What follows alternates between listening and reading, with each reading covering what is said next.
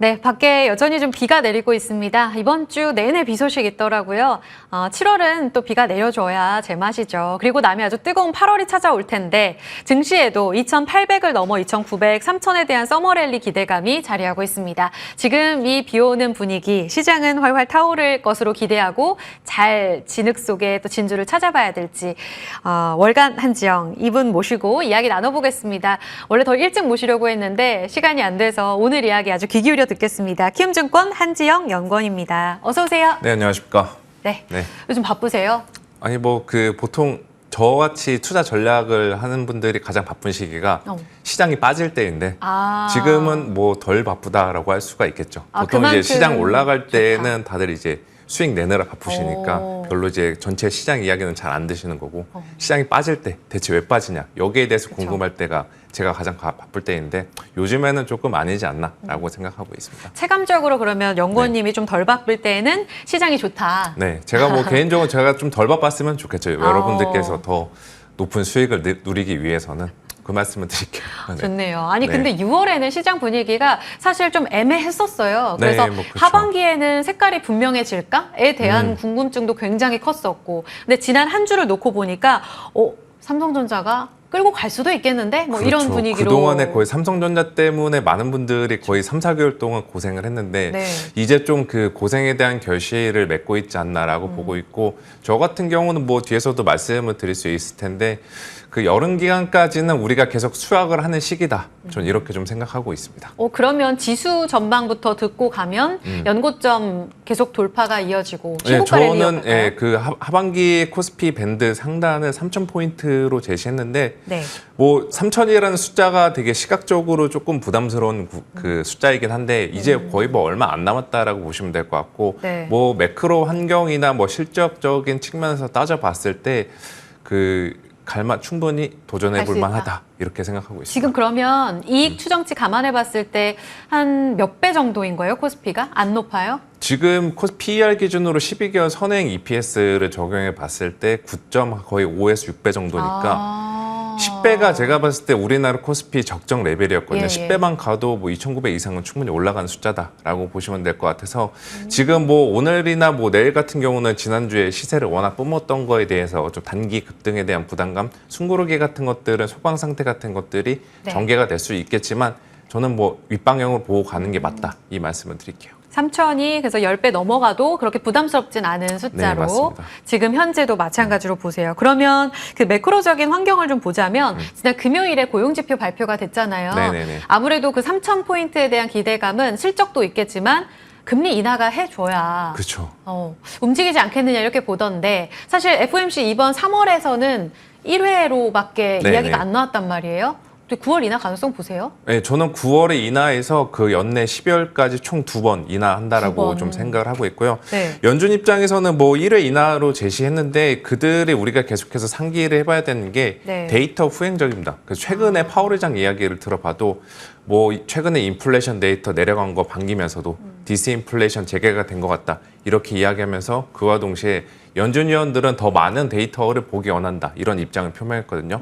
그런데 제가 봤을 때 이번 주에 발표되는 6월달 소비자 물가 이후의 고용 혹은 여러 가지 경제 지표들은 연준 입장에서 그 욕구를 충족해 줄 수 있지 않을까 이렇게 좀 생각하고 있어가지고 7월 인하는 사실상 어렵고 만약에 7월 인하하면 이건 악재이긴 한데 그 가능성은 굉장히 희박하고 9월달 인하 시작해서 연내 총 2회 인하 가능하다라고 보고 있습니다. 대선 이후에도 한 회 정도 더 보고 그러면 지금 2회 인하 당겨서 3,000까지 보시는 거예요? 이거 반영해서? 네, 맞습니다. 근데 만약에 여기서 이제 제 베스트 시나리오 중 하나는 3회를 내려주면 3,000 이상으로 갈 수 있다라고 보고 있는데 3회 인하까지는 현실적으로는 조금 어렵다라고 보고 있어서 베이스 시나리오상 2회 인하 이 경로를 코스피 전망에 투영을 해봤을 때 코스피 3,000포인트 그 진입은 가능하다. 이렇게 말씀을 드릴게요. 알겠습니다. 1회 되면은 그럼 또 상단 낮춰야겠네요. 뭐 고민이 높아질 수가 있겠죠. 그쵸. 이제 지금 네네. 랩이 2,800에서 2,900대 초중반이 사실상 이제 올해 마지막 볼 수 있는 고점이라고 하는 게 이제 1회 인하인데 알겠습니다. 그 아직까지는 1회의 가능성, 1회로 끝날 가능성들은 저는 크게 확률을 높게 보유하고 싶지는 않습니다. 알겠습니다. 희망 회로를 돌려서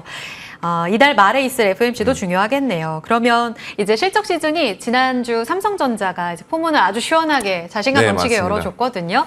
이익 추정치에 대한 관심이 굉장히 큽니다. 어느 쪽 주목하세요? 지금 여전히 그 반도체를 포함해서 우리나라 수출주들에 계속 저희가 좀 주목을 해야 될 것 같아요. 수출주. 한국 뭐 사실상 수출 빼면 뭐 볼 게 뭐 있냐 이런 식으로 너무 뻔한 이야기 하는 거다라고 생각할 수 있는데 네. 그 뻔한 이야기를 뒷받침해 줄 수 있는 게 그들의 실적입니다. 그리고 미국 같은 경우는 요즘에 이제 테슬라랑 뭐 마이크로소프트, 메타 이런 업체들이 치고 올라오고 엔비디아가 살짝 주가 꺾이면서 야, 이거 AI 쪽들 시장 색깔 변하면은 결국에 우리나라도 시장 색깔이 이상하게 변하지 않을까? 이 우려가 최근에 높아지고 있는데 저는 뭐 AI 쪽들은 계속 주도 업종으로서 글로벌 주도 테마 업종으로서 간다라고 보고 있고 우리나라 입장에서는 수출주들이 계속해서 여름 기간에 서머 랠리를 이끌어주지 않을까 이렇게 좀 생각을 하고 그 있습니다. 섹터로 본다면 지금 이미 다 갔던 그러니까 신고가 영역 아니에요? 뭐 자동차, 반도체, 화장품, 그렇죠. 전력기기. 근데 이제 그게 그 2분기, 3분기 때까지 저는 적어도 놓고 봤을 때 내년도 실적은 저도 잘 모르겠어요. 내년도 네. 실적도 되게 좋아진다고 나오거든요.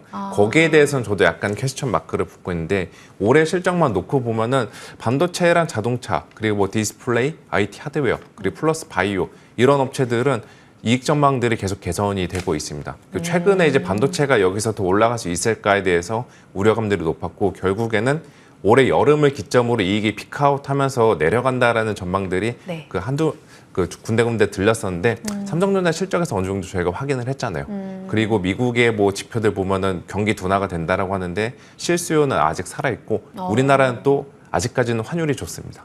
이거를 놓고 보면은 저는 뭐 실적에 대해서 우리가 그렇게 의구심을 가지고서 여름 기간을 접근할 필요는 없다. 이렇게 말씀을 드릴게요. 25년에 대한 실적 추정치가 나오면 여기에서 이제 3, 4분기 조금 더 조율은 하더라도 네, 수출주 그쵸. 전반에 놓고 봤을 때는 숫자에 대한 의구심을 가질 때는 아직 아니다. 그렇죠. 올해가 코스피 영업이익이 270조 원대로 지금 전망이 되고 있고 내년도가 330조 원이거든요. 네네. 근데 300조 원대 넘는 숫자에 대해서는 우리가 한번 고민을 더 해봐야 되지 않을까라고 생각하고 있어서 거기에 대한 고민들이 집중적으로 높아지는 시점은 제가 봤을 때 미국의 대선이 끝나고 그와 동시에 뭐 OECD나 IMF나 주요 기관들이 10월 달, 11월 달에 내년도 경제 전망 수정치를 발표하는데 그거 보면서 많은 네. 사람들이 이제 정말 셈법에 나서지 않을까라고 그렇군요. 보고 있어서 저는 3분기 때까지는 시장 좋다 이 말씀을 드릴게요. 그럼 지금 환율 효과 때문에라도 자신감 가질 때라고 이야기를 하셨는데 네. 우리의 딱 경쟁사로 볼 수 그쵸. 있는 일본. 네. 일본도 지금 엔저 때문에 여행도 많이 가고 우리 그쵸. 수출주들의 경쟁력을 좀 위협할 수 있는 포인트이기도 하잖아요. 네, 맞습니다. 니케이 워낙 잘 나가는데 여기에서의 위협 리스크는 크지 않아요? 그거에 대해서도 고민이 되는 부분이긴 하죠. 왜냐하면 니케이 같은 경우도 다시 4만선 터치하고 네. 그 수출업종들이 일본 수출주들의 주가도 좋다 보니까 그 고민들이 나오는데 확실히 수출 경합이 일본이랑 있는 건 맞는데 수출 경합도 지수를 한번 살펴보면은 네. 이전에 비해서는 좀 내려갔어요. 그리고 한국 같은 경우도 국가 간에 뭐 저희가 경제학 시간에 배웠던 네. 절대 우위, 비교 우위 같은 거 비교 우위 지수를 놓고 봤을 때에도 오히려 이전보단 개선됐다라고 보시면 될 것 같고 반대로 반문을 해볼 수 있는 것도 이거죠. 한동안 엔화가 강세일 때 그러면 일본 수출업체들은 실적이 별로 안 좋고 피해를 볼 거고 한국 뭐 철강, 가전, 자동차 얘네들이 수혜를 볼 거다라고 했는데 그것들이 일어나지 않았었거든요. 맞아요. 반대의 논리로 적용을 해봐도 지금은 마찬가지다라고 생각을 할 수 있는 거죠. 그러네요. 네. 사실상 그 수혜를 봤던 포인트가 크지 않았기 때문에 그쵸. 악재로서 과연 작용하느냐 여기에서도 명확하지 않고 우리 개별 포인트로 보는 게 맞다. 네, 맞습니다. 알겠습니다.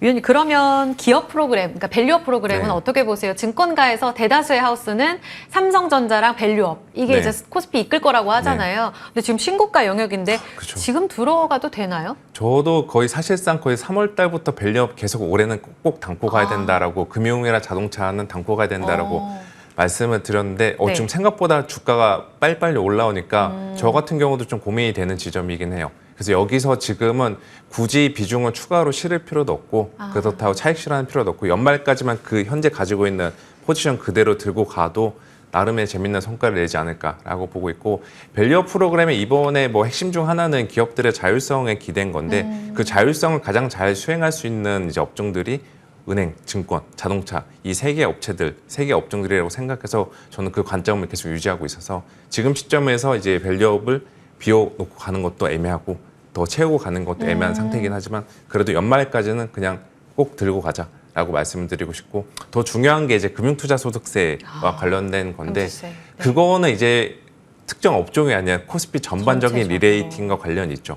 그게 만약에 통과가 폐지가 되고 네. 또 상속세가 뭐 인하가 되고 이러면은 코스피 PBR 1배 이상 가는 건 일도 아닌데 그거는 이제 저희가 정치적인 사안과 또 7월 달 아마 조만간 발표될 건데 7월 말 세법 개정안 그리고 네. 12월 달에 국회 통과 여부 이것까지도 따지고 가야 되는 만큼 아직은 이제 우리가 거기에 대해서 너무나 많은 기대감을 갖지는 말자 이 말씀을 드릴게요. 알겠습니다. 지금은 보유자의 영역이군요. 네, 맞습니다. 마지막으로 이번 주 주간 전략 여쭤보겠습니다. 삼성전자 탄력이 조금 아쉽거든요. 네. 지금 쉬어가는 거야 라고 이야기를 하셨는데 이 자금 순환매를 따라가기가 참 어렵다고 하시는 분들 많아요. 네, 맞습니다. 어떻게 세울까요? 전략? 지금 아까 중간에 말씀드린 것처럼 그냥 반도체를 포함해서 IT, 그 수출업종들의 포지션을 계속 가져가는 것이 맞다라고 네. 보고 있고 당분간 저희가 외국인 수급을 계속 좀 따라다니는 게 좋다라고 생각을 하고 있어요. 지난주 기준으로 거의 코스피에서 24조 원을 사면서 사실상 우리나라의 수급상 주포 역할을 하고 있는데 네. 저는 뭐 연말까지도 그들이 우리나라 수급을 좌우할 거고 결국에는 우리가 조금 그 선제적이진 않더라도 예. 그 중립적인 시각으로 놓고 봤을 때는 외국인들이 같이 사는 종목들, 업종들 같이 따라가는 게 맞지 않나 이렇게 좀 말씀을 드리겠습니다. 기반이 될 수 있는 건 그러니까 지수 중심으로 한 전략은 계속 유효하다는 거고 네, 맞습니다. 코스닥은 좀 약할 거로 그럼 보신다는 거예요. 오늘은 또 비교적 코스닥이 선방을 그쵸. 하거든요. 코스닥은 지금 바이오 쪽이 살아나고 있는데 여기 네. 같은 경우는 이 코스닥 내에서도 차별화가 계속 일어날 것 같아요. 코스닥에 다 같이 가기 위해서는 네. 그 수급의 이동들이 대형주에서 중소형주로 수급의 이동이 필요한데 그거는 한 8월 이제 중소형주 실적 시즌에 기대해야 된다라고 말씀드리겠습니다. 8월 정도에 네. 이제 수급 손바뀜이 나타날 수는 있다. 오늘 네. 에코프로가 한 4%가량 올라가고 바이오 종목들도 추가 강세를 보여서 여쭤봤는데 대형주의 실적 시즌 일부 일단락되면 네, 그 이후에 맞습니다. 보자라는 의견으로 제시를 해주셨습니다. 주간 투자 전략까지 해서 함께 이야기 들어봤습니다. 중심 잘 잡으시고 먼저 한지영 키움증권 연구원과 인사 나누겠습니다. 오늘 말씀 고맙습니다. 네, 감사합니다. 말씀드린 대로 코스닥이 조금 더 힘을 내주거든요. 지금 0.7%의 상승 853선의 강세 움직임 이어지고 있습니다. 바닥을 찍고 이렇게 가는 건가요? 코스피는 2862선에 머물러서 지금 보합권 연고점만 유지를 하네요. 오늘도 성공 투자 전략 세우시면서 잘 대응하시기 바랍니다. 여기서 물러가겠습니다. 고맙습니다.